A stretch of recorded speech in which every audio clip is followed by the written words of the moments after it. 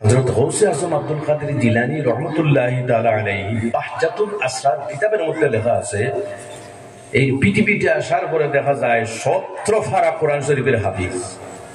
সুবহানাল্লাহ বলেন, কত পারা? 17 পারা কোরআন শরীফের হাফিজ।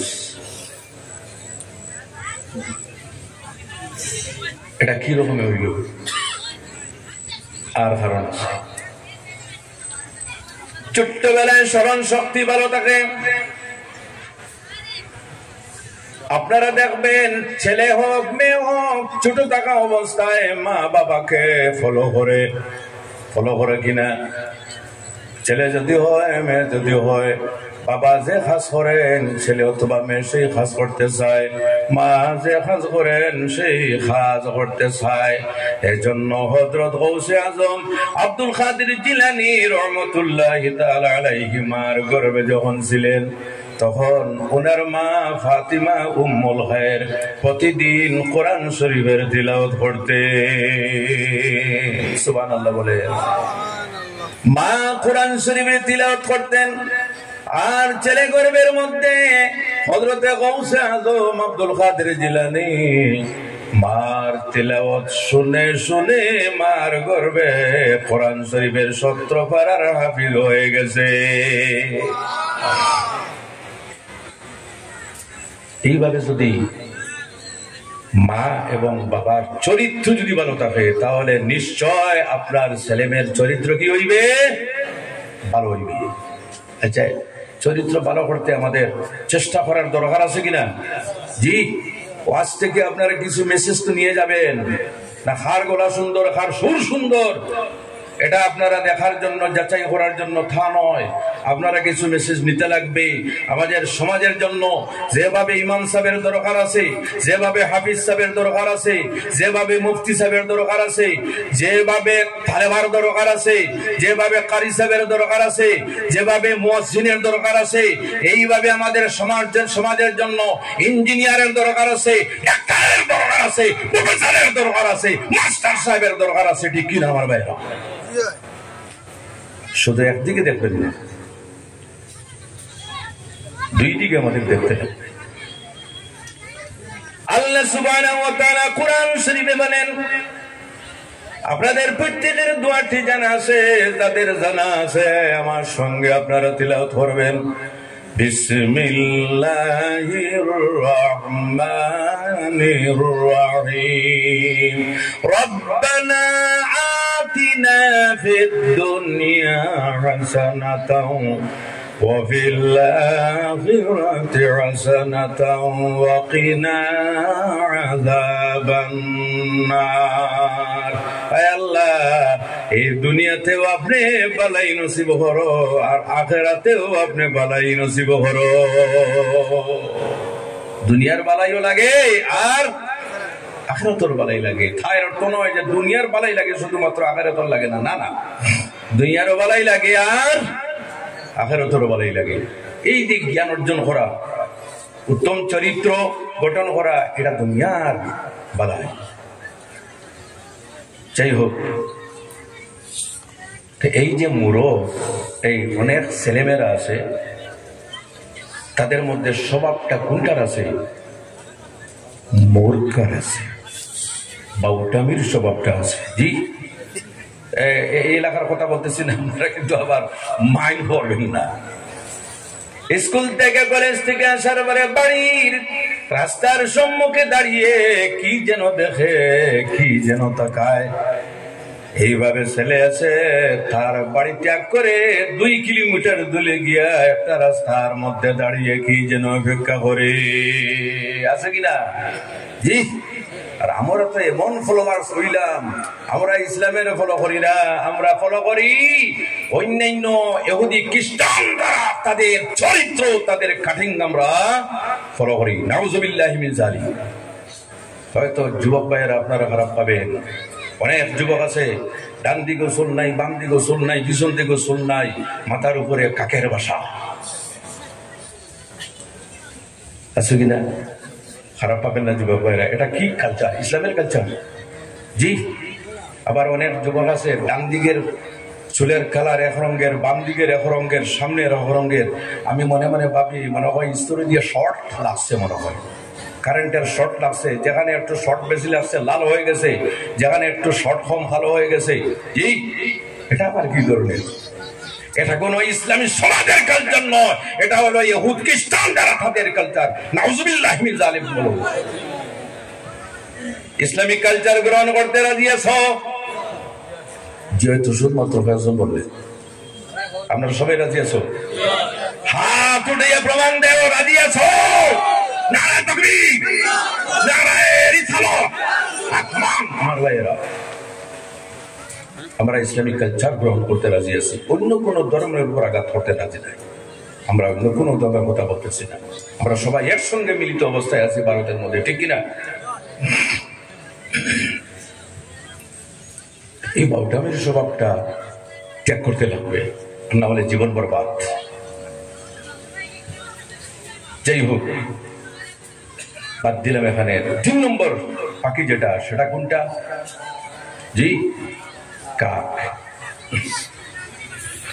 কাকের মধ্যে একটা স্বভাব আছে, এই স্বভাবটা হলো অত্যন্ত লোভী, তার মধ্যে লোভটা খুব বেশি। আর কি করে, হাদিসের মধ্যে ফাসিক বলে বর্ণনা করা হয়েছে, চুরি করতে বড় জবর ভালোবাসে। এই যে কাক, লোভ খুব বেশি কোন কারণে? এখন তো টিনের ঘর, আগে তো সোনের ঘর ছিল, আসছিল না? জি, রুটির টুকরা, গোষ্ঠের টুকরা, সে তার টুটের মধ্যে ভরে নে, সোনের সালের মধ্যে কোথায় যে লুকিয়ে রাখে। পরবর্তীতে আসার পরে সেই জায়গায় হয় না, গোটা আপনার ঘরের সোনের সালের অবস্থা খারাপ করে রে। লোভ।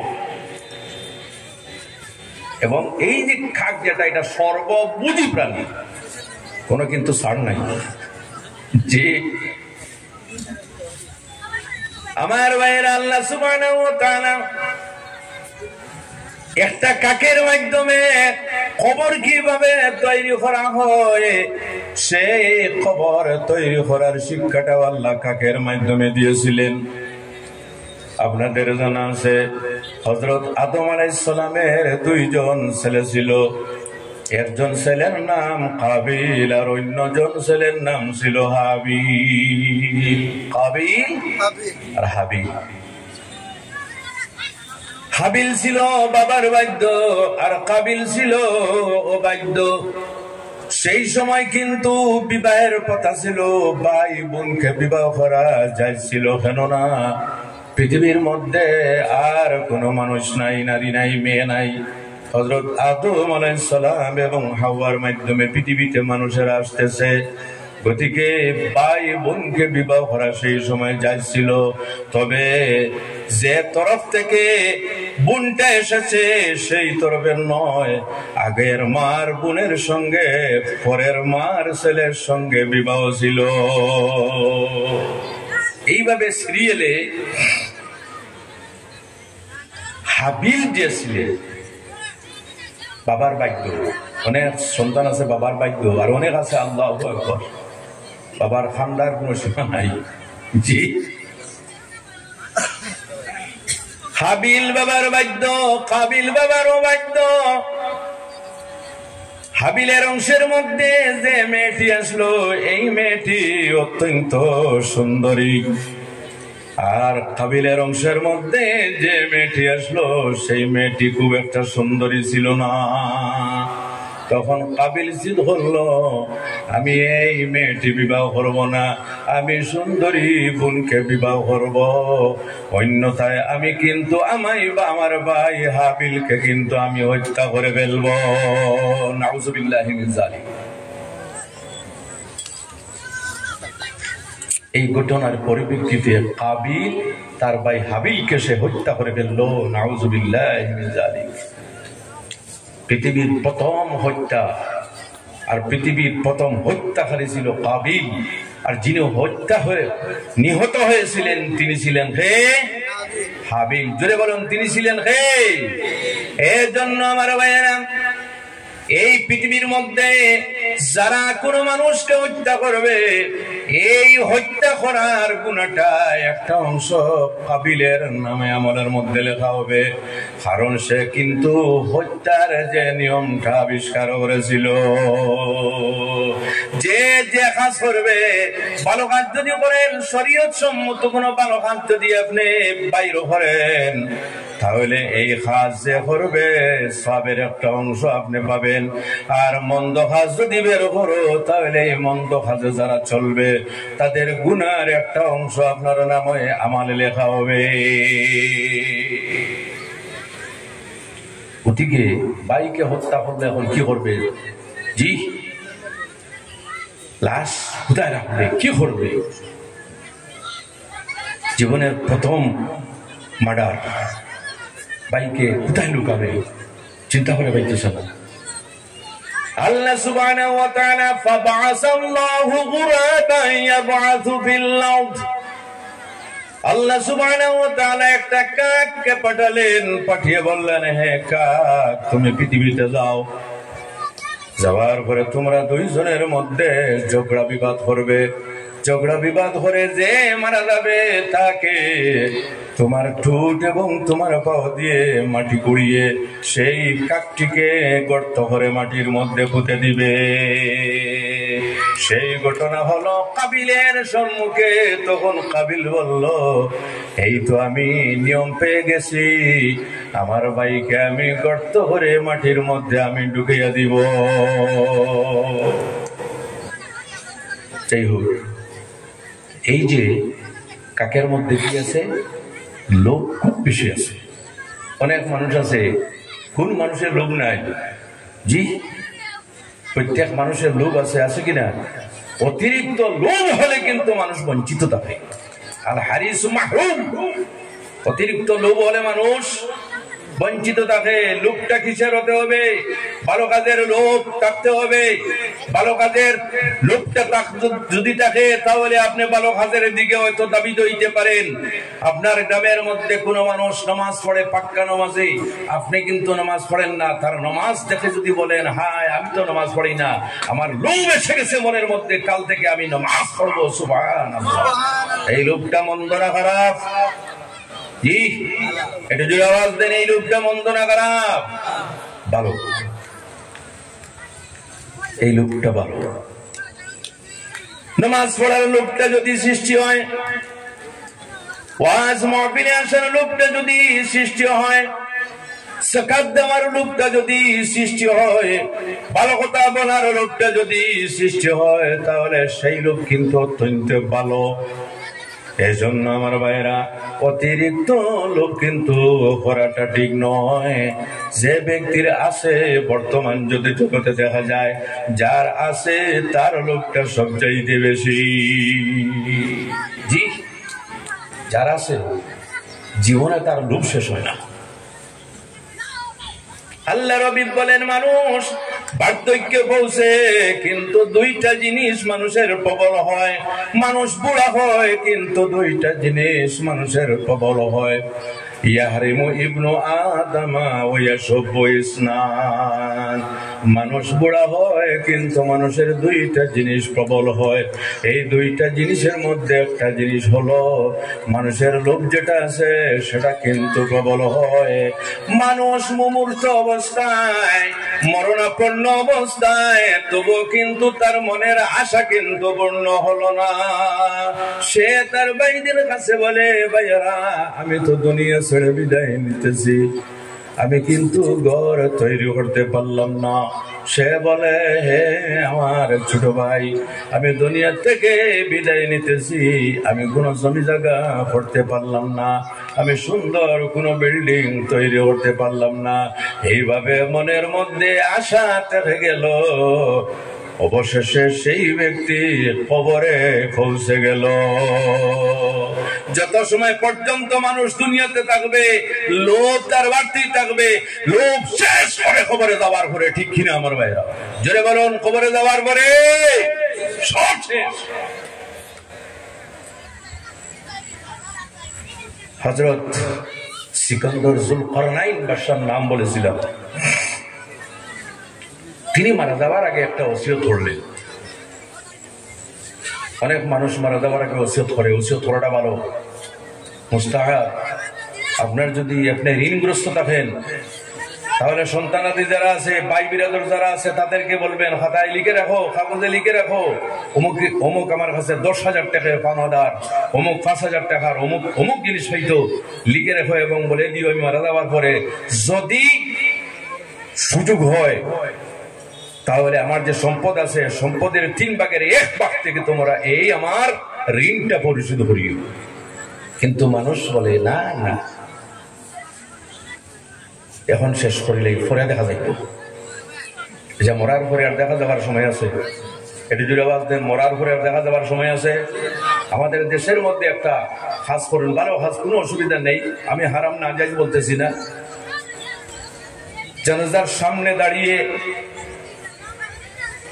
মৃত ব্যক্তির উত্তরাধিকারী যারা, ছেলে হোক, ভাই হোক, অন্য খেয়ে হোক, সে বলতেছে আমার এই যে ভাই অথবা আমার বাবা যদি আপনাদের কাছে ঋণদার থাকেন তাহলে আমাকে বলবেন, আমি আপনাদের ঋণ পরিশোধ করে দেবো। এইভাবে বলা হয় কিনা?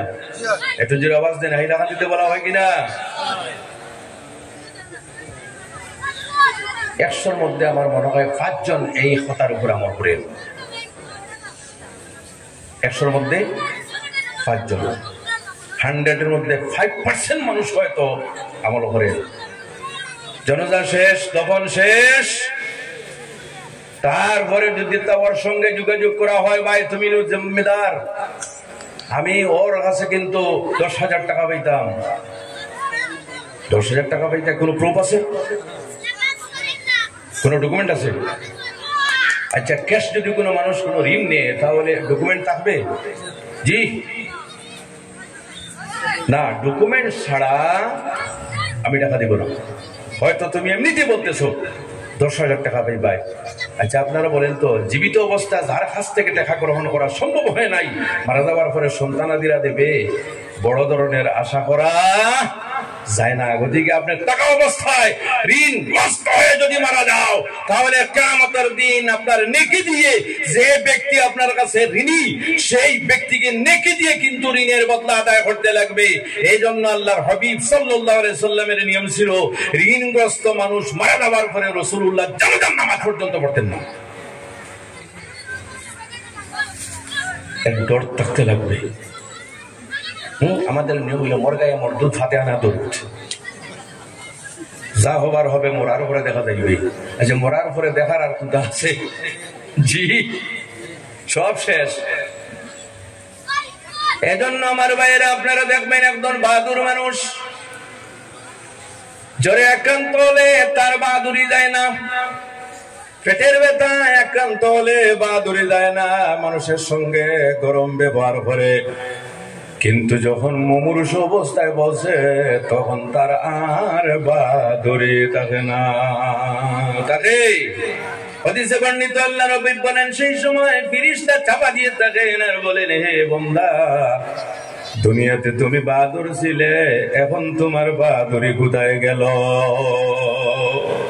ভালো কাজের জন্য বাহাদুরি করো, গুনার কাজের জন্য বাহাদুরি করে জীবনটা বরবাদ করিও না। যদি কোনো অত্যাচারিত ব্যক্তি থাকে যথাসম্ভব সাহায্য করিও। যদি কোনো গরিব দুঃখী মেয়ে থাকে, বিবাহের কোনো টাকা নেই, সাহায্য করিও, আল্লাহ তোমাকে সাহায্য করবেন। হাদিসে বর্ণিত আল্লাহ নবী বলেন, ইন্নাল্লাহ ফি আউনিল আবদি মা দামাল আবদু ফি আউনি আখিহি। যদি কোনো ভাই তার ভাইয়ের সাহায্যার্থে যদি থাকে, আল্লাহ সুবহানাহু ওয়া তাআলা যে ব্যক্তি সাহায্যকারী তার সাহায্যার্থে আল্লাহ থাকে। সুবহানাল্লাহ জোরে বলুন। গতিকে আমাদের প্রত্যেকের কিন্তু এ কথা মনের মধ্যে রাখা জরুরি যে আমার বাহাদুরি চিরদিন থাকবে না। থাকবে চিরদিন? জি, জেনে বলুন, বাহাদুরি চিরদিন থাকবে। সিকন্দর বাদশা মারা যাওয়ার আগে ওসিয়ত করলেন, আমি যখন মারা যাইব, মারা যাওয়ার পরে কিন্তু কাফন দিয়ে যখন তোমরা আমাকে আবৃত করবে, সেই সময় আমার হাতটা কিন্তু বাইরে রেখে দিও। মানুষ আরে আমরা যখন খাফন ফিন্দাই তখন হাত পারে থাকে না ভিতরে থাকে? জি, ভিতরে থাকে। তখন তিনি প্রশ্ন করলেন, একজন প্রশ্ন করলেন, হাত বাইরে কোন কারণে রাখবো? যুলকারনাইন বাদশা বলেন, আমার মনের মধ্যে একটা কথা আছে, আমাকে খাফন পরিধান করাইয়া আমার দুইটা হাত বাইরে রেখে দিও।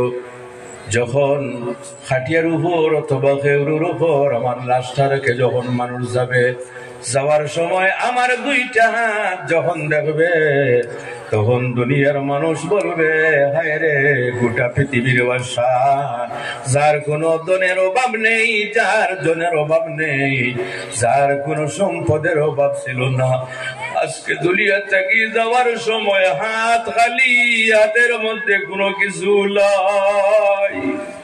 এজন্য আমার ভাইয়েরা, মারা যাওয়ার পরে কোন সন্তান কিন্তু আপনাকে বেশি সময় পর্যন্ত ঘরের মধ্যে রাখবে না।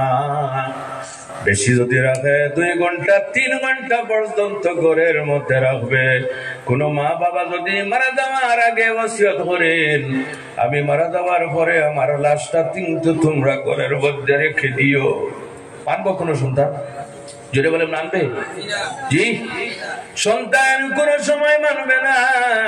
গোসল দেওয়ার সময় ঘর থেকে যখন বের করবে, বের করার পরে গোসল দিয়ে খাফন দিয়া বৃত্ত করে যখন বারিন্দায় রাখবে, ঘরের ভিতরে কোন সময় রাখবে না। যে বাবা তোমার সঙ্গে অত্যন্ত ত্যাগ স্বীকার করলা, তোমার জন্য নামাজ ছাড়িলা, তোমার জন্য রোজা ছাড়লা, তোমার জন্য নেক আমল ছাড়লা, তোমার জন্য ভাই বিরাদর বন্ধু বান্ধবের সঙ্গে ঝগড়া করলা, আজকে তোমার বাবাকে তুমি 2 দিন পর্যন্ত করে জায়গা দিতে রাজি নয়, হয়ে গেল সম্পর্ক। মারা যাওয়ার পরে সম্পর্ক শেষ। হ্যাঁ, মায়ার ঠান থাকে, মায়া থাকে, থাকে কিনা? জি। এজন্য আমার ভাইয়েরা, মানুষ মারা যাওয়ার পরে 40 দিন পর্যন্ত বাড়ির সঙ্গে ওর রুহের সম্পর্ক পুরোপুরি ভাবে থাকে। 40 দিন পর্যন্ত বাড়ির সঙ্গে সম্পর্কটা পূর্ণভাবে থাকে। এজন্য আমাদের দেশের মধ্যে মানুষ 40 দিনের শিরিনির ব্যবস্থা করে, করে কিনা? হারাম নয়, না জায়েজ নয়, ভালো কাজ। আমার ভাইরা, 40 দিন পর্যন্ত সম্পূর্ণ সম্পর্ক বাড়ির সঙ্গে থাকে। আস্তে আস্তে আস্তে আস্তে সম্পর্কটা আপনার কমতে থাকে। যেভাবে আপনার মেয়েকে যদি বিবাহ দেন, বিবাহ দেওয়ার পরে আপনার মেয়েকে 15 দিনের মধ্যে একবার আনবেন, মাসের মধ্যে আরেকবার আনবেন, 1 মাসে একবার আনবেন, 2 মাসে একবার আনবেন। কারণ নতুন বাড়ির মধ্যে গিয়েছে, ওই বাড়িতে অ্যাডজাস্ট হইতে সময় লাগে। এর জন্য ওখানে রাখার পরে বারবার বাড়িতে আনা হয়, আবার পাঠানো হয়, আবার আনা হয়, আবার পাঠানো হয়। কিন্তু ওই মেয়ের যখন কোনো সন্তান জন্মগ্রহণ করে, তখন ওই মেয়ে বাড়িতে আসতে আর রাজি হয় না, ঠিক কিনা? এইভাবে আমার মায়েরা, নেককার মানুষ যদি থাকে, কবরে যাওয়ার পরে তার মনের মধ্যে আসে, নেককার মানুষকে যখন জানাজার নামাজ পড়ার পরে নিয়ে যাওয়া হয়, তখন সে বলে, আমার ভাই বিরাদর বন্ধু বান্ধব যারা আছো, লেট করিও না, বিলম্ব করিও না, আমাকে আমার ঘর পর্যন্ত তাড়াতাড়ি পৌঁছিয়ে দাও। কারণ আমি সেই ঘরের মধ্যে যখন যাইব, সেই ঘরের মধ্যে যাওয়ার পরে আমার মাহবুব মুহাম্মদুর রাসূলুল্লাহর সঙ্গে আমার দেখা হইবে। সুবহানাল্লাহ। কার সঙ্গে দেখা হইবে? এজন্য আমার মায়েরা, মারা যাওয়ার পরে কবরে আপনার ভাই থাকবে না, বন্ধু থাকবে না, আত্মীয় স্বজন খেয়েও থাকবে না। যিনি আপনার কবরে আসবেন, তিনি হলেন মানবতার নবী মুহাম্মদুর রাসূলুল্লাহ সাল্লাল্লাহু আলাইহি ওয়াসাল্লাম কোথেকে সেই নবীর সঙ্গে সম্পর্ক রাখার প্রয়োজন আছে কিনা জোরে বলুন সেই নবীর সঙ্গে মহব্বতের সম্পর্ক রাখার দরকার আছে কিনা সেই নবীর সঙ্গে সুন্নতের উপর আমল করে সম্পর্ক রাখার জরুরত আছে কিনা এজন্য আমার ভাইরা নবী ছাড়া কখনো কোনো মানুষ মুক্তি পাইতে পারবে না কবরে কে আসবে আপনার নবী আসবেন কে আসবে জি আপনার ভাইকে যদি বলেন ভাই সারা জমি জায়গা তোটা ভাইয়া শেষ আচ্ছা আমি রাজি আছি তবে একটা আমার কথা আমি মারা যাওয়ার পরে শুধুমাত্র এক রাত আমার কবরে থাকবে রাজি থাকবো বাবা থাকবেন মা রাজি হইবেন পয়লওয়ান ভাই রাজি হইবে আমার মনে হয় এখানের মানুষ কেউ রাজি হয়ে যেতে পারে জি কেউ রাজি হইবে কেউ রাজি হইবে না আচ্ছা না এক রাত নয় একদিন রাজি হইবে এক নম্বর তো আমার দ্বারা সম্ভব নয় আপনারা মনে হয় সাহস করতে পারেন জি একদিন নয় অর্ধেক দিন নয় 1 ঘন্টা রাজি আছেন কে রাজি আছেন হাত উঠাও ইয়া অবস্থা খারাপ কেউ রাজি না জায়গাটা বড় খাতরার জায়গা না জি আমার ভাইরা আল্লাহর হাবিব বলেন আল কবরু রাউদাতুম মির রিয়াদিল জান্নাহ ওয়া হুফরাতুম মিন উফারিন নিরান কবর কোন মানুষের জন্য জান্নাতের টুকরা হইবে আবার কোন মানুষের জন্য দুজখের টুকরা হইবে আল্লাহর কাছে দোয়া করি আয় আল্লাহ আপনার নবীজির খাতিরে আমাদের কবর দুজখের টুকরা বানাইও না সবে বলো আল্লাহুম্মা আমিন আমি একটা উর্দু কিতাবের মধ্যে দেখলাম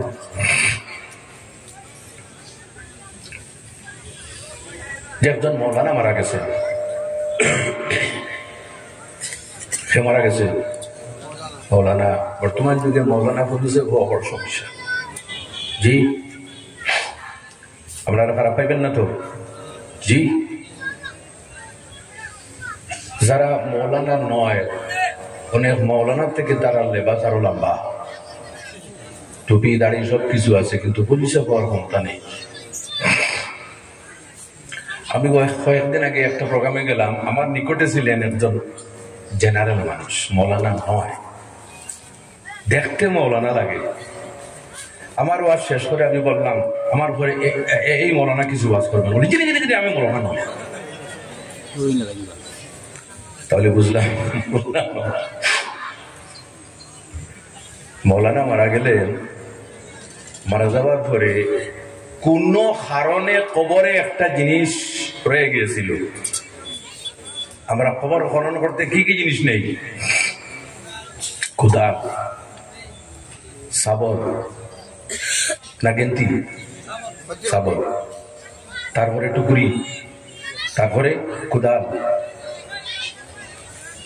এইভাবে আমরা বিভিন্ন জিনিস নেই কিনা আর সব জিনিস ফিরিয়ে আনি একটা ফিরিয়ে আনি না টুকরি এটা কিন্তু যে মুর্দা আছে তার বুকুর ঘুরে রাখিস বাবা যদি সম্ভব হয় রাত্রে উঠিয়া মাটি বলবো জি সব পরিষ্কার করে বাড়ির মধ্যে নিয়ে আসবে কিন্তু টুকরিটা রেখে আসবে কি প্রয়োজন টুকরি রাখার সেটা দিয়েও আপনি খাস করতে পারবেন কোনো অসুবিধা নেই পরিষ্কার করে খাসের মধ্যে লাগাও কোনো অসুবিধা নেই কোন একটা জিনিস মৌলানা সাহেবের খবরে রয়ে গিয়েছিল মানুষ আসলো আসার পরে বললো না খবরটাকে সেই জিনিসটা বার করতে লাগবে এই যে আমরা বলি যে খবরের বাস দেই এটাকে কি বলা হয় আপনাদের এখানে জি করার সরানির পরে দেখা গেল লা হাওলা ওয়ালা কুওয়াতা ইল্লা বিল্লাহ এই খবরে মৌলানা নাই এই খবরে তো একজন খ্রিস্টান বেরো আল্লাহু আকবার বলবেন না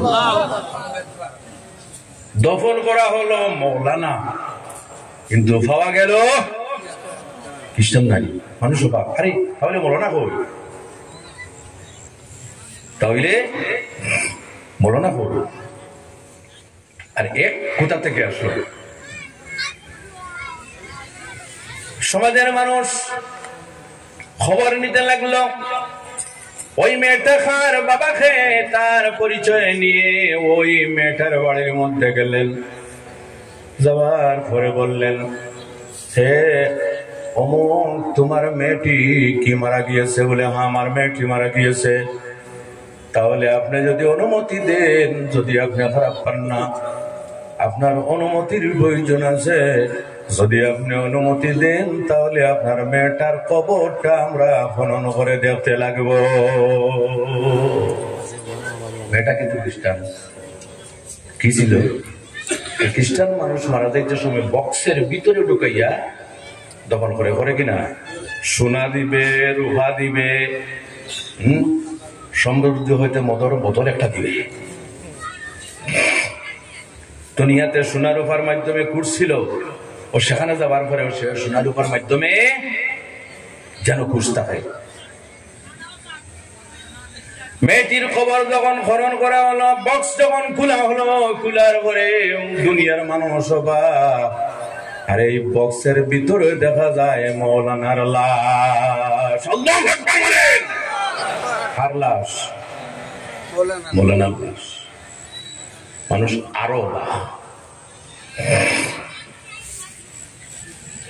মৌলানার বাড়িতে গেলেন। যাওয়ার পরে মৌলানার বিবির সঙ্গে মানুষের যোগাযোগ হইল। জিজ্ঞাসা করলেন, তোমার স্বামীর কি অভ্যাস ছিল? শরীয়তের কোন বিধানের উপর তোমার স্বামীর কি ডাউট ছিল? তখন স্ত্রী বলতেছেন, আমার স্বামীর মধ্যে একটা দোষ ছিল।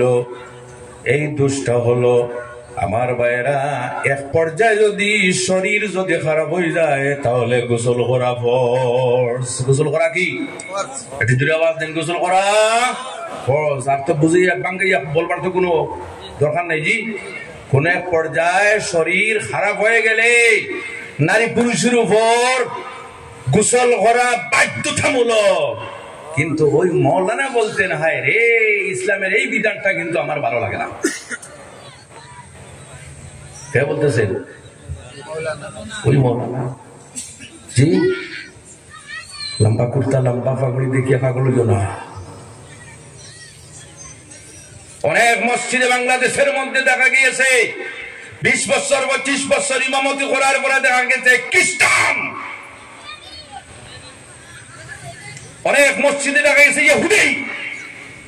কি পরিমাণ চক্রান্ত! জি,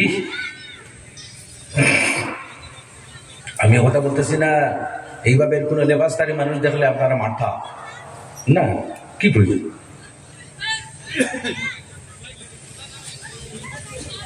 ওই মেয়ে লোকের বাবার সঙ্গে এই মৌলানার স্ত্রীর সঙ্গে যখন যোগাযোগ করা হলো, স্ত্রীর উত্তর ছিল, আমার স্বামীর মধ্যে একটা দোষ ছিল।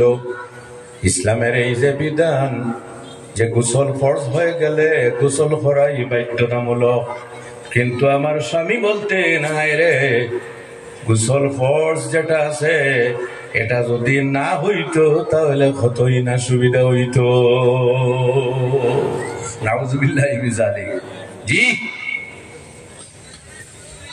একটা ডাউট ছিল। জি, ইসলামের বিধান পছন্দ করলেন না, ঠিক কিনা আমার ভাইরা? তাতে বোঝা গেল কি ইসলামের বিধান পছন্দ নয়। জোরে বলেন, ইসলামের বিধান পছন্দ নয় কার কাছে? ওই লেবাসদারি মৌলানার কাছে। আবার যাওয়া হলো সেই মেয়ে লোকটির বাড়ির মধ্যে। শুনেন, সেই মেয়েটির বাড়ির মধ্যে গিয়ে যখন বাবার সঙ্গে যোগাযোগ করে মানুষেরা বলল, আপনার মেয়ের মধ্যে কি হ্যাবিট ছিল?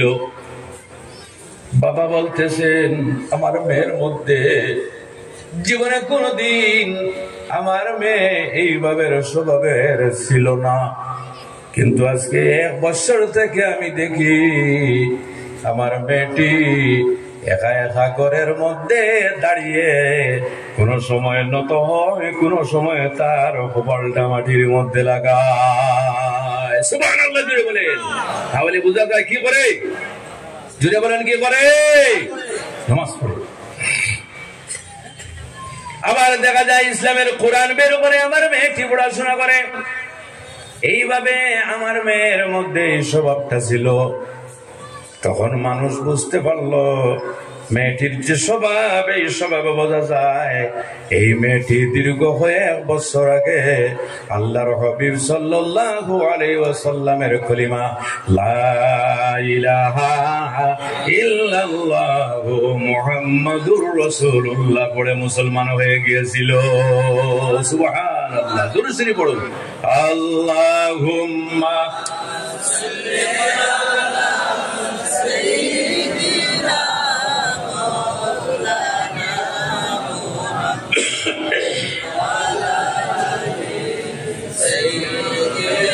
আরে একটু জোরে পড়েন না আপনারা। আল্লাহুম্মা সাল্লি সাইয়্যিদিনা মাওলানা ওয়া আলা আলি সাইয়্যিদিনা মাওলানা। দুইজনের মধ্যে দুই ধরনের স্বভাব, ঠিক কিনা? মনে আছে তো আপনাদের? মৌলানাকে দফন করা হলো মুসলমানের কবরস্থানে, আর ওই খ্রিস্টান মেয়েটিকে তাদের প্রথা অনুযায়ী খ্রিস্টান কবরে দফন করা হলো। কিন্তু আল্লাহ সুবহানাহু ওয়া তাআলা পছন্দ করলেন না। ইসলামের বিধানের উপর মৌলানার কিন্তু ডাউট ছিল, সন্দেহ ছিল, তাই আল্লাহ পছন্দ করলেন না মুসলমানের কবরস্থানে থাকবে। ওদিকে আল্লাহ ওই মৌলানাকে খ্রিস্টান মেয়ে লোকের কবরে ট্রান্সফার করে ওই খ্রিস্টান মেয়েটিকে আল্লাহ মুসলমানের কবরে পৌঁছে দিয়েছে।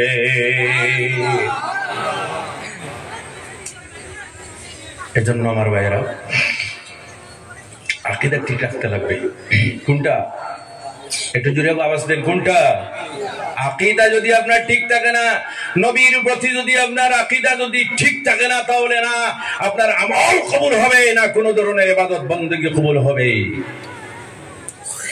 ওদিকে আমরা আহলে সুন্নাত ওয়াল জামাতের যারা, আমরা বেশিরভাগ আকীদা নিয়ে একটু আলোচনা করি, ঠিক কিনা? একটু জোরে আওয়াজ দেন, ঠিক কিনা? তাহলে বলতেছিলাম কোনটা? কাক। কাকের মধ্যে কি দোষ? লোভ বেশি। কোথেকে আল্লাহ বলেন কাক জবাই করে এইটা মনে মনে ভাবিও যে আল্লাহ এই যে লোভ যেটা আছে, হিরস যেটা আছে, সেটাকেও জবাই করে ফেললাম। সুবহানাল্লাহ। আর একটা বাকি রয়ে গেছে নাম, আলহামদুলিল্লাহ মনে আছে, যে কবুতরের মধ্যে একটা দোষ বেশ খায়। জি, বেশ খাওয়ার অভ্যাস আছে না? আল্লাহু আকবার। এত বেশি খায় আর এত বেশি বিটে। জি, পালা পাওয়া যায় না, কিন্তু খাওয়ার অভ্যাসটা খুব বেশি। আমার ভাইয়েরা, এই যে বেশি খাওয়ার অভ্যাসটা আমাদের কিছু মানুষ আছে তাদের মধ্যেও থাকতে পারে, আমি দোষ হিসাবে বলতেছি না। পরিশ্রমী মানুষ যদি হয় তাহলে খাইতে লাগবে, আর পরিশ্রমী মানুষ যারা যদি বেশি খায় তাহলে এমন ধরনের রোগে আক্রান্ত হইবে সারা জীবন মেডিসিনের উপর নির্ভর থাকতে লাগবে। এর নাম ডায়াবেটিস। কিনা?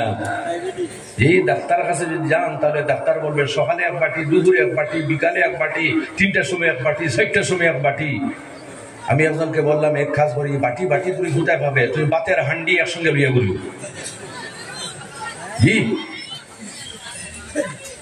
তোমার দরকার হাইলাকান্দিতে আসার, তাহলে বাটি, এই বাতের বাটি কই পাইবে? হান্ডি ব্যাগের মধ্যে লইয়া যাই। এজন্য আমার ভাইয়েরা সারাংশ বলতেছি, বেশি খাইলে কম খাইবেন, কম খাইলে বেশি খাইবেন। দুনিয়াতে যদি বিনা প্রয়োজনে বেশি খান তাহলে আল্লাহ এমন একটা বাধা সৃষ্টি করবে, জবান বন্ধ হয়ে যাবে, যেটার নাম বর্তমানে আছে কিনা? আল্লাহ বলেন, হে ইব্রাহিম, তুমি কবুতর ধরে পোষ বানাও এবং জবাই করে তুমি বেশি খাওয়ার অভ্যাসটা তুমি শেষ করো। এজন্য আমার ভাইয়েরা খাওয়ার নিয়ম আছে, সুন্নতি নিয়ম আছে। আমাদের যে খাদ্য থলি যেটা আছে, এই থলিটাকে 3 ভাগ করে, এক ভাগ খাদ্যের, আর এক ভাগটা হলো পানির, আর এক ভাগটা হলো শ্বাস প্রশ্বাসের জন্য। কিন্তু যদি কেউ ট্যাঙ্কিটা একেবারে হানি দিয়ে ফুল করে, জি বেশ খাইলে আপনারা দেখবেন শ্বাস নিতে অসুবিধা হয় কিনা, ট্যাঙ্কি ফুল, যার জন্য শ্বাস নিতে অসুবিধা হয়। যাই হোক আমার ভাইয়েরা, আস্তে আস্তে আমারও টাইম শেষ। আজকে কিন্তু বেশ লম্বা সময় কিন্তু আমাকে দেওয়া হয়েছে। আমি কিন্তু এখন 1.5 ঘন্টার বেশি করি না, কিন্তু আজকে ভালো লাগছে আপনারা যে একেবারে জমিয়ে আছেন এবং ওয়াজ শুনতেছেন। আল্লাহ সুবহানাহু ওয়া তাআলা আপনাদের বসা শোনা সমস্ত কবুল করুক। সবাই বলুন আল্লাহুম্মা আমিন। সবাই করে সামনের পাহাড় যেগুলি আছে, মাথা নিজের কাছে রাখিয়া তাদের দেহের ঘুষগুলি পাহাড়ের চতুর্দিকে ছিটাইয়া দিয়া বাড়ির মধ্যে আসলেন। আসার পরে ডাক দিলেন, প্রথমে ময়ূর আসো। সঙ্গে সঙ্গে ময়ূরের ঘুষগুলি উড়ে উড়ে এসে যে ঘুষ যেখানে লাগার, যে হাড্ডি যেখানে লাগার, সেই জায়গায় স্থাপন হয়ে দেখা গেল হযরত ইব্রাহিম খলিলুল্লাহর সম্মুখে ময়ূর জীবিত হয়ে দাঁড়িয়ে আছে। সুবহানাল্লাহ। এইভাবে 4টা যে পাখি, প্রত্যেকটাকে যখন ডাক দিলেন, এইভাবে আল্লাহর কুদরতে সব পাখি উড়িয়ে উড়িয়ে নয়, দৌড়ে দৌড়ে এসে হাজির হয়ে আবার জীবিত হয়ে গেল। আমার ভাইয়েরা, হযরত ইব্রাহিম আলাইহিস সালামকে আল্লাহ দেখিয়ে দিলেন যে মারা যাওয়ার পরে পুনর্জীবন করার ক্ষমতা কার আছে? এটা যদি আওয়াজ দেন, কার আছে? আল্লাহ সুবহানাহু ওয়া তাআলা বলেন, ওয়া আন্নাল্লাহা আজিজুন হাকীম। হে ইব্রাহিম, তুমি জেনে রাখিও আমি পরাক্রমশালী, আমার মতো ক্ষমতা পৃথিবীর কোনো মখলুকের নাই। হাকীম, আমি হিকমতওয়ালা, আমি সর্বজ্ঞাতা। আল্লাহ সুবহানাহু ওয়া তাআলা আমাদের প্রত্যেককে যে আলোচনা করা হয়েছিল, সেই আলোচনার মধ্যে যদি আপনাদের এই আমল করার যদি যোগ্য হয়, আমি এক নগণ্যের, তাহলে প্রত্যেককে আলোচনা করার, এই আলোচনার উপর আমল করার তৌফিক দান করুক। সব বলেন আল্লাহুম্মা আমিন। আমার হুজুরগণ, আমার একটা অভ্যাস, আমি কিন্তু আমার ওয়াজ শেষ করে নবীজির মিলাদ শরীফ পড়িয়া, জি আমার একটা অভ্যাস, নবীজির মিলাদ শরীফ পড়িয়া ওয়াজটা শেষ করি। তাই আপনারা সবাই সম্মানের সাথে দাঁড়ান।